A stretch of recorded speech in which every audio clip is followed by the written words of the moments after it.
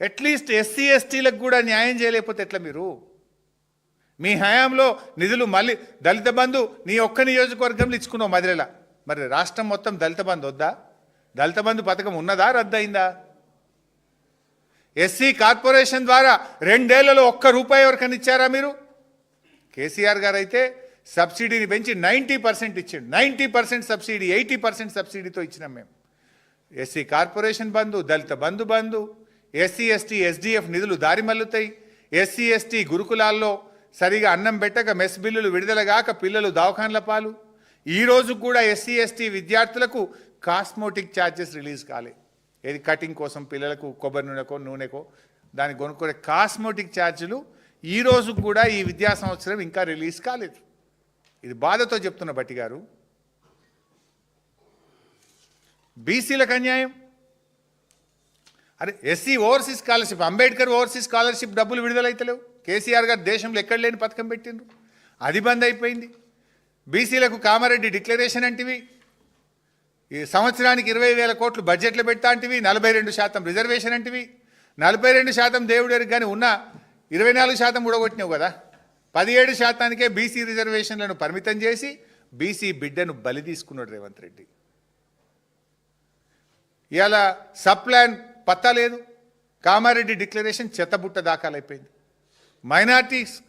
Minority भाइयों को 5,000 crore budget देते बोले, 5,000 नहीं 1,000 भी नहीं दे रहा. युवा जवान लोगों को रोजगारी के लिए 1,000 करोड़ देते बोला, वो भी 1 रुपया नहीं दिया. इमाम मौसम साहब का तनख्वाह बढ़ाते बोले, वो भी 1 रुपया नहीं दिया. कुछ नहीं दिया. बार बार पीआरएस पार्टी ने पीछे पड़े तो कल नहीं परसों जुबली हिल्स के इलेक्शन के वजह से आप अजहरुद्दीन को मिनिस्टर दिए, वो भी नहीं दे रहा था तू. 2 साल में माइनॉरिटी को मिनिस्टर भी नहीं दिया. एससी को डोका, माइनॉरिटी को डोका, बीसी को डोका, एसटी को डोका, सबको डोका दिए रेवंत रेड्डी सरकार. शादी मुबारक में 1 तोला सोना देते बोले, 1,60,000 देते बोले, वो चेक भी नहीं मिल रहा. अब बच्ची पैदा होने के बाद चेक मिल रहा आजकल. ఆటో డ్రైవర్లకు 179 మంది చనిపోయినరు. 12,000 ఇస్తామని మేనిఫెస్టోలో పెట్టారు.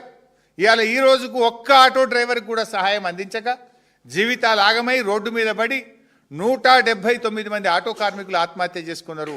ఇప్పటికైనా ఆటో కార్మికులకు 12,000 చెల్లించండి, చనిపోయిన వారికి 10 లక్షల ఎక్స్గ్రేషియా ఇవ్వాలని మేము ప్రభుత్వాన్ని డిమాండ్ చేస్తూ ఉన్నాం. ఇక ఉద్యోగుల మీద పగబట్టిండు. మాట్లాడితే మీరు బీఆర్ఎస్ వాళ్ళు అంటారట ఉద్యోగులను.